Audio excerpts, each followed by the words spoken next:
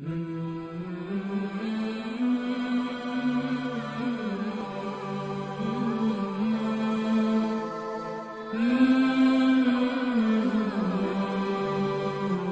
اللہ الرحمن الرحیم نحمدہ ونصلی علی رسولہ الکریم۔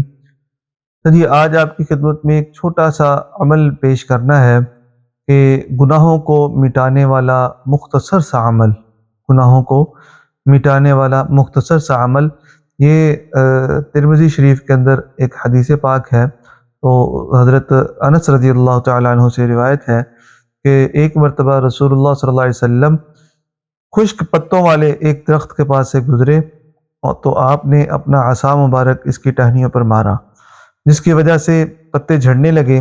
تو آپ نے فرمایا کہ الحمدللہ و سبحان اللہ ولا الہ الا اللہ واللہ اکبر پڑھنا بندوں کے گناہوں کو اسی طرح جھاڑتا ہے جس طرح اس درخت کے پتے جھڑ رہے ہیں۔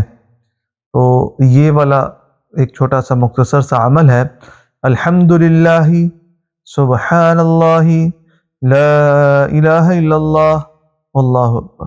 سبحان اللہ، پہلے الحمدللہ و سبحان اللہ ولا الہ الا اللہ واللہ اکبر۔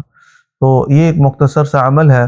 تو حدیث پاک میں آتا ہے کہ جی جو ہے نا انسانوں کے گناہ ایسے ہی اس کے سے جھڑتے ہیں اس عمل سے، جیسے کہ اس لاٹھی سے میں نے یہ درخت کی خشک ٹہنی کو جھاڑا جیسے اس کے پتے گر گئے۔ تو امید ہے کہ جی ہم سب اس کے اوپر عمل کریں گے، اور آپ کو آج کی ویڈیو پسند آئی ہوگی۔ اگلی ویڈیو تک کے لیے ہمیں اجازت دیں، تب تک کے لیے السلام علیکم ورحمۃ اللہ وبرکاتہ۔